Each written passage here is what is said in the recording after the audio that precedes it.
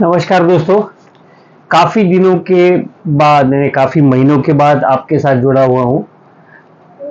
आप में से कई लोग जानते हैं कि मैं कम से कम 6 महीना 2024 के बीमार था और उसके आफ्टर इफेक्ट्स भी बहुत थे। I am quite well now, although not 100% fit, but then fair amount of fitness is there. और जो 2024 में फरवरी में एक शो मैंने लॉन्च किया था, उसके बाद में लगभग 8-10 महीने कुछ नहीं कर पाया था। With health permitting, I'll be trying to cover a lot of topics regularly on Sunday. आपके साथ बात करने में काफ़ी मज़ा आता था. I missed you for almost 8 to 10 months in 2024. I hope and pray to God that I'll be able to continue being associated with you on the topics of managing the Urban Cooperative Bank vis-a-vis the regulation and various other subjects. मैं ये कहना चाहूँगा कि पिछले 10 महीने में मैं कुछ नहीं कर पाया और उसका खामियाजा मैं पूरी तरह से भुगत चुका हूँ. And then during this year I would like to introduce several topics, several experts on the channel which will give you a view, vision, idea, and the objective of helping the urban cooperative banks and its directors and executives to run their show in a proficient manner and to run their show in such a way that their bank always remains completely compliant. Compliance के लिए हमारे पास कोई चारा नहीं है. पिछले 8-10 महीने में मैंने जो भी रिजर्व बैंक के गाइडलाइंस देखे हैं उसमें मुझे हमेशा लगता है कि हम लोग कंप्लायंस में थोड़ा पीछे रहते हैं और रिजर्व बैंक कभी काफ़ी स्ट्रिक्ट एक्शन लेने का सोचती हैं. हालांकि अगर आप देखेंगे तो जिस प्रकार से पेनल्टीज हो रही थी वो पेनल्टीज हो रही है, लेकिन उसके रीजंस और वजह ये सब बदलती जा रही है. There is a lot of change in the reasons for which the banks are being penalized. Recollect the days when maybe 2 years ago, Reserve Bank was consistently punishing banks for divergences and violations in IRAC norms. Those reasons are now less, in the sense that the banks have now understood that there is no point in violating the Reserve Bank of India guidelines. इसी सिलसिले में मैं आज इस साल की शुरुआत का हो तो एक ऐसे टॉपिक से करने वाला हूं जिसके लिए हम सबको होशियार रहना चाहिए, तैयार रहना चाहिए. और अगर हम होशियार या तैयार नहीं रहते हैं तो हम और गड्ढे में गिरने वाले हैं. आपको याद होगा 2009 में 2009 reserve Bank of India's monetary policy statement contain one particular statement. उस वक्त तक अर्बन कोऑपरेटिव बैंक्स को ज़्यादा प्रेफरेंस रिजर्व बैंक भी नहीं देता था. मैं ऑफकोर्स 10-12 साल पहले की बात कर रहा हूँ. और पहली बार 2012 में reserve Bank of India came out with supervisory action framework. If you recollect all that, it had a limited objective. That limited objective was to ensure that the bank doesn't fail, and if at all there is any deterioration in the health of the bank, the Reserve Bank of India could support and ensure that the depositor's interest is duly protected. All along this, I have been maintaining that whatever the banks are doing, whether they are protecting the depositor's interest, whether it is discussed in the boards of the bank, I do not know, but if it is not, it should be discussed. Whatever the action your bank is taking, whether it is in the interest of depositors, the moment you do that, you are sort of complying with what the desires of Reserve Bank of India is. Protection of depositors' interest is not a subject matter on the board agenda. उसका दूसरा मतलब ये निकल के आता है कि that should be your paramount agenda. Protecting depositors' interest should be your paramount agenda. ये अगर आप करते हैं तो ये जो सुपरवाइजरी एक्शन फ्रेमवर्क SAF जिसको हम कहते हैं, SAF जिसको हम कहते हैं, जो 2012 में इंट्रोड्यूस हुआ था, उसके बाद में काफ़ी एवोल्यूशन हुए. और मेरे शायद 2 वीडियो है ये सुपरवाइजरी एक्शन फ्रेमवर्क को कैसे डील करना, किस तरह से डील करना है। आज मैं साफ के बारे में बात नहीं करूंगा, जो 2024 में जो सर्कल रहा है और उसके पहले हम लोग कई बार डिस्कस कर चुके हैं या बात कर चुके हैं कि जो कमर्शियल बैंकों को प्रॉम्प्ट करेक्टिव एक्शन का जो गाइडलाइंस एप्लीकेबल होता है वो अर्बन कोऑपरेटिव बैंक्स को जल्द ही लागू किया जाए। और मुझे इस बारे में 2022 की बात याद आती है, जब मैं मराठे साहब से मिला था, सतीश जी मराठे। 2023 के आसपास उन्होंने ये कहा था कि PCA will be now made applicable to urban cooperative banks. Of course, it took some time. It was only in June, July 2024, Reserve Bank of India came out with the guidelines for prompt corrective action known as PCA, which will of course replace SAF. मैं इसके बारे में थोड़ा historical detail बात करूंगा, फिर ये PCA को कैसे टालना है इसके बारे में हम लोग देखेंगे, इसका परिणाम क्या क्या हो सकता है हमारे ऊपर, इसके बारे में हम लोग बात करेंगे। 2012 में जब सुपरवाइजरी एक्शन फ्रेमवर्क का गाइडलाइंस आया था तो उसमें उन्होंने 5 चीजों पे फोकस किया था कि अगर 5 चीजें ढंग से अगर अर्बन कोऑपरेटिव बैंक में नहीं है तो वो सुपरवाइजरी एक्शन फ्रेमवर्क में आ जाएगा। सुपरवाइजरी एक्शन फ्रेमवर्क में आना इसका मतलब ये है कि there will be closer and tighter monitoring of that particular bank. क्या था उसमें?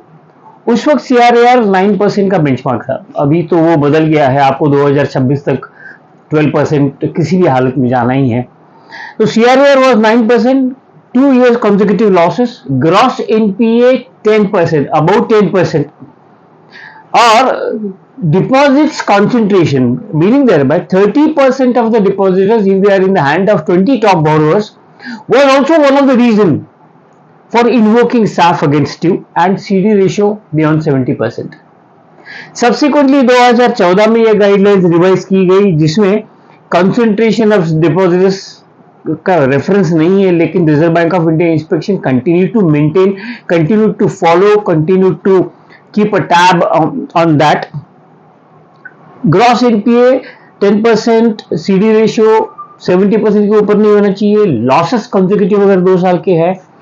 इसको रिवाइज करके उन्होंने एक एडिशन 2014 में किया, वो जो एडिशन था वो आपको प्लान बनाना है, you have to prepare a plan and then you have to submit an action report. उसके बाद 6 साल के बाद 2020 में सुपरवाइजरी एक्शन फ्रेमवर्क का रिवीजन हुआ, उसमें उन्होंने पहली बार एक कंसेप्ट लाया जिसको वो कहते हैं थ्रेशोल्ड ट्रिगर्स। कौन सी घटना ऐसी होगी कि जिसकी वजह से SAF इन्वोक किया जाएगा आपके against, and it was 2020 where they gave up the idea of gross NPA and they came out with the idea of net NPA। अगर आपका net NPA 6% के ऊपर है तो SAF इन्वोक हो सकता है, और फोकस उनका 2020 में जो था वो action plan, review, revise, submit report to come out of the main criteria like जैसे कि CRAR है या फिर लॉसेस है, इस तरह की चीजों के ऊपर उनका फोकस चालू हो गया। दूसरा रिस्ट्रिक्शन इसमें जो मुझे दिखता है वो उन्होंने लाया वो ये था कि अगर आप SAF में चले जाते हो तो आपको ना तो डोनेशन देने की परमिशन रहेगी ना dividend.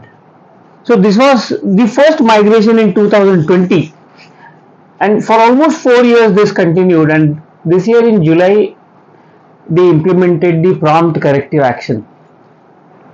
Prompt corrective action is the extended version of SAF। मेरा ये मानना है कि SAF अगर मैं बैंकों की तरफ से देखूं तो काफी आसान था। ये बात अलग है कि 500-600 बैंक SAF में हमेशा रहती थी, ये बैंक गई तो दूसरी बैंक आ गई। So on an average out of 1400 odd banks there were 500 to 600 banks always for one or the other reason under SAF। वो SAF में से निकलती भी थी और फिर से किसी और बहाने से 4 या 5 में से किसी और बहाने से वो SAF में आती थी। 2020 में और एक इंस्ट्रक्शन आ गया कि अगर रिजर्व बैंक को लगता है कि you are not running your bank the way you should run, वो SAF लगा सकते थे। आप कुछ गलत चीजें कर रहे हो तो SAF लगा सकते थे। मैं ये क्यों कह रहा हूं कि प्रॉम्प्ट करेक्टिव एक्शन का जो गाइडलाइंस है वो ज्यादा सीवियर है। पैरामीटर्स वही पैरामीटर्स है, लेकिन उसमें आज वो कह रहे हैं कि अगर ये आपका हो गया तो हम लोग ये करेंगे, आप अगर ये पर्टिकुलर कंप्लायंस नहीं करते हो, ये जो 4 पैरामीटर्स है, CRAR losses, 2 consecutive years losses, या फिर नेट एनपीए हो 6%, ये जो 3-4 चीजें उन्होंने बताई है, ये अगर कंप्लाई नहीं करते हो तो वो ये कह रहे हैं कि भाई हम तो आपको धो देंगे। मैं कहने का मतलब क्या है, उनका कंसर्न क्या है, आप समझ लो। उनका कंसर्न ये है कि किसी भी तरह से मेथोडिकली आपको ये कंप्लायंस लेवल पे जाना है। जैसे कि आपके नेट एनपीएस 3% के नीचे होने चाहिए। ग्रॉस के बारे में वो बात नहीं कर रहे, इसका मतलब प्रोविजनिंग नॉर्म्स, और प्रोविजनिंग नॉर्म भी पीसीए में जो उनके कॉमन मेन्यू करके एक चैप्टर उन्होंने दिया है, वो कॉमन मेन्यू में क्या कहते हैं। There are quite a few things which I will be talking to you. Of course, the circular is very simple and easy. Common menu में कहते हैं जो नॉर्मल इंस्ट्रक्शंस लागू है उससे परे वो आपको इंस्ट्रक्शन दे सकते हैं। जैसे कि आप सब जानते हैं कि आईरैक नॉर्म्स में लोन्स के लिए प्रोविजनिंग दी गई है 10%, 20%, 40%, 50%, जो भी ग्रेडेड स्ट्रक्चर है on the basis of asset classification. They can change it in your case. If the PCA is applicable to you, they can change it. In the sense that they can insist for a particular account to be provided 100%, irrespective of the fact whether it is a substandard 1, substandard 2 or otherwise. क्योंकि वो चाहेंगे कि आपका provision coverage ratio 80 के ऊपर चला जाए। अगर आपका प्रोविजन कवरेज रेशियो नीचे है तो you are facing a risk. आपको प्रोविजन कवरेज रेशियो हमेशा इंप्रूव करना चाहिए। ये अपेक्षा के लिए वो आगे बहुत तेजी से बढ़ रहे हैं, वो तेजी से बढ़ने वाले भी है। सबसे इंपॉर्टेंट चीज मुझे इसके बारे में लगती है कि हालांकि 2 साल पहले बैंकों का जो वर्गीकरण किया, बैंक से classified in T1, T2, T3 and T4, T4 में 6-7 बैंक है, maximum banks are in T1 and T2। तो जो T1 की बैंक्स है उनके लिए पीसीए नॉर्म्स उन्होंने एप्लीकेबल नहीं किए हैं। वो ये कहते हैं कि हम लोग इसके बारे में सोचेंगे, हम इसके बारे में सोचेंगे, and the T1 banks which are under SAF would be subjected to closer monitoring is what the statement that they making. इसका मतलब क्या है कि आप T1 में है, आपकी बैंक की कैटेगरी T1 में है, आपको पीसीए नहीं लगेगा, लेकिन दूसरी क्या परेशानियां रिजर्व बैंक आपके लिए इंट्रोड्यूस कर सकती है इसका कोई अंदाजा नहीं है। So for T1 banks there is nothing to worry. If they are good, no issue. But if they are in SAF, PCA is not applicable to them as of now. ये PCA लागू कब होने वाला है ये भी बहुत important है। उन्होंने सबसे पहले जून जुलाई में सर्कुलर दिया और उन्होंने ये कहा है कि भाई ये PCA जो प्रॉम्प्ट करेक्टिव एक्शन है ये लागू कब से होगा, 1 अप्रैल 2025। और ये 1 अप्रैल 2025 से लागू करने के लिए उन्होंने एक लॉजिक दिया है। वो लॉजिक ये है कि आपकी अगर फाइनेंशियल हेल्थ डिटेरियोरेट हो रही है, कम हो रही है या फिर वर्स्ट हो रही है, तो उनको इंटरवेंशन करने के लिए एनेबलिंग फैक्टर होना है। पहले क्या था, आप लोग SAF में जाते थे based on your annual inspection, आपकी जो इंस्पेक्शन की फाइंडिंग है उसके ऊपर से आपको SAF का लेटर आता था, आप SAF में है या नहीं है। अब ऐसा नहीं है। अब क्या है, आपको 30 जून के पहले फाइनेंशियल रिजल्ट्स पब्लिश करने, जो बीआर एक्ट के नए अमेंडमेंट आए हैं। तो आपने फाइनेंशियल रिजल्ट पब्लिश किए और उसमें कोई पैरामीटर आपका जो 4 पैरामीटर्स में बात करता हूँ, CRAR है, एनपीए है, लॉस मेकिंग है, वगैरह वगैरह, उसमें कई डिटेरियोरेशन है, उनको इंस्पेक्शन करने की जरूरत नहीं है। वो आपको सीधा पीसीए में ले सकते हैं। और पीसीए में ले सकते हैं इसका मतलब है कि डेली का monitoring, not virtually, there is a closer monitoring. The moment you are in PCA, you will be monitored closely. वो स्टैंडिंग एडवाइजरी कमेटी में जाएगा वगैरह वगैरह, उसके बारे में कुछ इसमें रेफरेंसेस नहीं है, लेकिन जाएगा तो सही। सबसे इंपॉर्टेंट चीज मुझे ये लगती है कि इनके पैरामीटर्स जो है वो 3 पैरामीटर्स पे वो बात कर रहे हैं पीसीए में। एक है CRAR, दूसरा है एसेट क्वालिटी, नेट एनपीएस, और तीसरा है बॉटम लाइन प्रॉफिटेबिलिटी। इन तीन चीजों पे अगर आप फिसलते हो, अगर आप उनके हिसाब से नहीं चलते हो, तो उसका मतलब ये है कि वो आपको पीसीए में कवर करेंगे। Prompt corrective action is nothing but to my mind a very severe control from the Reserve Bank of India. ये कंट्रोल किस वजह से आया है, आप जानते हैं 2020 में बीआर एक्ट अमेंड हुआ था, और ये जब बीआर एक्ट अमेंड हुआ तो उसमें रिजर्व बैंक को बहुत सारी पावर्स दी गई। उसमें सबसे पावर ये थी कि रिकंस्ट्रक्शन ऑफ बैंक, वो आपकी बैलेंस शीट के साइज को कंट्रोल कर सकते हैं। वो ये बोलेंगे कि आपकी बैलेंस शीट नहीं बढ़नी चाहिए। वो कॉमन मेन्यू आप देखो तो आपको समझ में आता है कि क्या क्या वो कर सकते हैं। मैं कुछ चीजें आपके लिए गिनाऊंगा और वो कुछ चीजें जो होगी, जो जुलाई 2024 के सर्कुलर में उन्होंने कही है, जो कॉमन मेन्यू में उन्होंने काम ऐसा किया है कि उन्होंने ट्रिगर्स डिफाइन कर दिए हैं। क्या ट्रिगर्स है? ट्रिगर्स वही 3, और उसमें थ्रेशोल्ड लिमिट उन्होंने डिफाइन कर दिए हैं। सीआरआर का एक ट्रिगर है, दूसरा एसेट क्वालिटी का है और तीसरा प्रॉफिटेबिलिटी का है। प्रॉफिटेबिलिटी के बारे में जैसे आप 2 साल लॉस करते हो आपका ट्रिगर 1 चला जाएगा, ट्रिगर 1 ऑन हो जाएगा। दूसरा सीआरआर के बारे में उन्होंने कहा है, अगर वो थ्रेशोल्ड लेवल 9% की जगह या जो भी आपको एप्लीकेबल रेट होता है, जैसे कि 12% होता है, उसमें अगर 250 बेसिस का रिडक्शन आ गया तो ट्रिगर 1 एक्टिवेट होगा। आपके नेट एनपीएस अगर 6% और 9% के बीच में है तो ट्रिगर 1 एक्टिवेट हो गया। ट्रिगर थ्रेशोल्ड लिमिट उन्होंने जो डिफाइन की है वो है, अगर आपके नेट एनपीए 9% के ऊपर है, या फिर आपका सीआरआर 6.5% के नीचे है, या फिर आप कंटिन्यूसली लॉस में जा ही रहे हो। तो ये सीआरआर के बारे में जब मैं 9% बोल रहा हूँ तो आपको ये सोचना चाहिए कि कैपिटल एडिक्वेसी के लिए रिजर्व बैंक की ऑलरेडी एक गाइडलाइंस आ चुकी है, जिसमें सब बैंकों को 2026 तक 12% का सीआरआर लेना है। तो जो उसमें रिडक्शन दिया है वो 12% के रिलेशन से आपका काउंट करो, ना कि 9% के, क्योंकि 9% होगा ही नहीं, 12% के आसपास ही आपका होना चाहिए। तो सबसे महत्वपूर्ण बात वो ये कह रहे हैं, इंस्पेक्शन की जरूरत नहीं है बॉस। जैसे ही आप आपका ऑडिटेड फाइनेंशियल स्टेटमेंट सबमिट करोगे या डिक्लेयर करोगे, उसमें अगर ये ट्रिगर मिलते हैं उनको, दे कैन इन्वोक सैफ। अभी इसमें से they can invoke PCA, not Saif, गलती से मैंने सैफ बोल दिया। तो ये प्रॉम्प्ट करेक्टिव एक्शन वो ट्रिगर हो जाएगा। और प्रॉम्प्ट करेक्टिव एक्शन में से बाहर आने के लिए उन्होंने पहली बार डेफिनेशन दिया है। क्या डेफिनेशन दिया है? वो ये कहते हैं कि 4 क्वार्टर्स में अगर ये डिफिशियंसीज जो है ये एग्जिस्ट नहीं करती है, 4 कॉन्जिक्यूटिव क्वार्टर्स, उसमें से एक ऑडिटेड होना चाहिए, तो आप पीसीए से बाहर आ सकते हो। ये उन्होंने एग्जिट रूट भी आपको उसमें बता दिया है, या फिर based on reserve Bank of India inspection भी वो कर सकते हैं। और दूसरा ये है कि अगर आप फाइनेंशियली इसमें से निकल चुके, पीसीए में से निकल चुके, लेकिन रिजर्व बैंक को सस्टेनेबल इंप्रूवमेंट की अगर जरूरत है, जिसको कई सर्कुलर में कहा गया है कि रेगुलेटरी कंफर्ट, वो अगर नहीं है तो आप पीसीए में से बाहर नहीं निकल सकते। वो क्या कर सकते हैं? बहुत कुछ कर सकते हैं।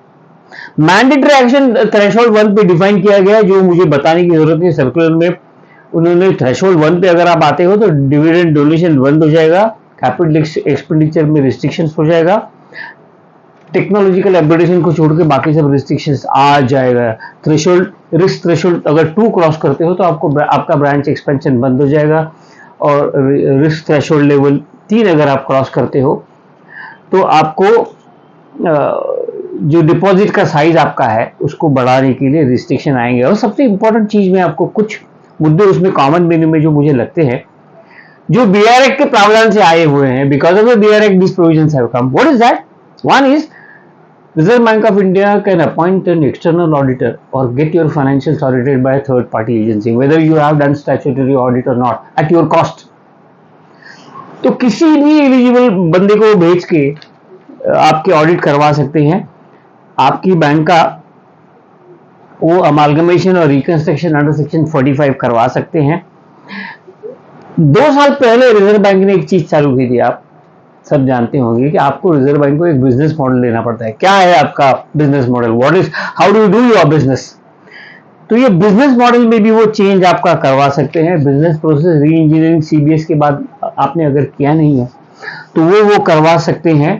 तो सबसे इंपॉर्टेंट चीज मुझे जो लगती है कि आपके जो की मैनेजरल पर्सन है उनको भगा सकते हैं, वो यू आर इनएफिशिएंट, वो आप के बोर्ड पे एडिशनल डायरेक्टर लगा सकते हैं। आपके बायलॉज कुछ कहें या ना कहे, they can appoint few people on your board to see how the things are happening, and इसके अलावा वो कुछ भी कंडीशन डाल सकते हैं as permitted under the Reserve Bank of India act. PCA में आने के बाद में action plan, review, submission of progress would be the key things. जैसे मैंने आपको पहले ही बताया है कि वो आपके जो एनपीए के बारे में वो हायर प्रोविजनिंग करने के लिए बोल सकते हैं। किसी सेक्टर में अगर आपके एनपीए बढ़ गए हैं तो उस सेक्टर में आपको प्रोहिबिशन वो ला सकते हैं, आपके एक्सपोजर लिमिट कर्टेल कर सकते हैं। आपने अगर एनबीए करके रखा है तो उसको बेचने के लिए वो इंसिस्ट कर सकते हैं। सवाल ही नहीं पैदा होता कि रिन्यूअल के बारे में भी वो रिस्ट्रिक्शंस आपके ऊपर ला सकते हैं। और बहुत सारी चीजें उन्होंने कही है, जैसे आपका नॉन कोर बिजनेस एक्टिविटी वो बंद कर सकते हैं और कोर एक्टिविटी पे फोकस करो, नॉन कोर एक्टिविटी में आपको वो एलिमिनेट करवा सकते हैं। वो जो एक्टिविटी है वो आपको बंद करने के लिए कह सकते हैं। इस सर्कुलर के बारे में हम जितना कहेंगे उतना कम है। मेरा ये मानना है कि अगर आप साथ में हो, आपकी बैंक साथ में है, तो you can evaluate your own status where you would be on March 25। March 25 में अगर ये आपकी कंडीशन रहती है, एक भी कंडीशन अगर रहती है, तो 1 अप्रैल के बाद में आप पीसीए में चले जाओगे, प्रॉम्प्ट करेक्टिव एक्शन में चले जाओगे। एडमिनिस्ट्रेटिव वर्क बढ़ जाएगा और बैलेंस शीट इंप्रूव करना आपको अनिवार्य हो जाएगा। You will have no choice but to comply with the norms which have been prescribed. So PCA is more severe than SAF. SAF के बारे में क्या होता था, सैफ के बारे में रिजर्व बैंक क्या करने वाली है इसका अंदाजा नहीं आता था। We were not getting any judgement कि भाई ये हो गया तो हमें क्या करना है। एज अ बैंकर हमें समझता था कि एनपीए बढ़ गया, एनपीए कम करो, सीआरआर 9% के नीचे आ गया उसको इंप्रूव करो। कैसे, ये कैसे आप करने वाले हो ये आपको लिख के रिजर्व बैंक को बताना पड़ेगा। So prompt corrective action to me is a very significant tool in the hands of Reserve Bank of India to straighten the banking sector, rather the urban cooperative banking sector. आपको ये सोचना चाहिए कि ये जो प्रॉम्प्ट करेक्टिव एक्शन आ गया है एक तरह से क्लियर गाइडेंस है, एब्सोल्युटली क्लियर गाइडेंस है, इसमें कोई कंफ्यूजन नहीं है। अगर आपको लगता है कुछ कंफ्यूजन है तो मेरा डिस्क्रिप्शन में ईमेल आईडी है, आप मुझसे हेल्प ले सकते हो। I have been helping banks otherwise also. I can do that. I can help you help your bank to ensure that you do not enter PCA. तो आपके पास लगभग 3 महीने हैं। 3 महीने में आप सोच लो कि आपको पीसीए में जाना है या पीसीए के बाहर रहना है। तो आप मार्च 25 के बैलेंस शीट फॉर दो 600 odd banks is very critical. इसमें टायर 1 बैंक को सोचना अलग है और टायर 2, टायर 3, टायर 4 को सोचना अलग है। कई बार मैंने ऐसे T3 और T4 की बैंक्स देखे हैं कि for a small reason they are under SAF, for an insignificant reason they are under SAF. Try to eliminate that insignificant reason and ensure that you don't enter into SAF. मेरा ये मानना है कि I have brought your attention to a very significant circular. Study it, raise questions, ask Reserve Bank of India. Nobody else can advise you. It's only the Reserve Bank of India can advise. अब वो बात अलग है कि आप उनको अगर कुछ सवाल पूछते हैं तो वो 2 महीने जवाब ही नहीं देते हैं, लेकिन they are the only ones who can give you the right answer. No consultant, no advisor can advise you on that. It's only the Reserve Bank of India that can guide you, nobody else. और जैसे मेरे जो videos होते हैं मैं हमेशा ये कहता हूँ कि बी ए कंप्लाइंट बैंक, हम लोग कंप्लाई करना चाहेंगे, we have to remain compliant. तो हर संडे मैं आपके साथ जुड़ूंगा नए विषय के साथ। मेरा ये इरादा है कि मेरी तबीयत ठीक रहेगी तो मैं हर समय आपके साथ जुड़ा रहूंगा। और मैं आपसे माफ़ी चाहता हूँ कि पिछले 8-10 महीने में आपसे नहीं जुड़ सका, because I was really ill. मेरा वजन जो है, my weight has gone down by almost 15 kgs. Of course there is an improvement now, but then I have other by product elements which remain there. But I have started working and also will be associated with you. We'll be sharing a lot of videos with you. We are talking to a lot of people who can help us. And let me announce that there are a couple of topics, critical technical topics. I'll be inviting Mr. Dhananjay Gokhale to guide us appropriately on the interpretation and implementation of these guidelines. For example, the recent BR Act amendments है या फिर तुम्हारा BDDR का जो guidance आया है उसके बारे में, इन सब चीज़ों के बारे में हम लोग आपको गाइड करेंगे। मुझे लगता है कि ये जनवरी में ये वीडियो एयर होगा, जनवरी के फर्स्ट संडे को एयर होगा। मेरी आपसे रिक्वेस्ट है कि ये जो वीडियो है अर्बन कोऑपरेटिव बैंक्स में काम करने वाले हर बंदे तक पहुंचाइएगा, उनको सवाल पूछने दीजिएगा, बैंक अच्छी चलाइएगा। यहाँ पे मिनिस्ट्री ऑफ कॉर्पोरेशन है जो आपको हेल्प करने के लिए तैयार है। जैसे जैसे हम कहते हैं कि T3 में जितनी भी बैंक्स है अगर वो सैफ में नहीं है तो उनको शेड्यूल स्टेटस भी मिल सकता है। इसके बारे में भी कामकाज चल रहा है। मेरी रिक्वेस्ट यही है कि बैंक अच्छी चलाइएगा। अगर आपको मैं जो कहता हूँ अच्छा लगता है तो please like, subscribe, share this video और join us next Sunday on the same time. This is Sunday at 11 o'clock. Our date of meeting. Thank you so much.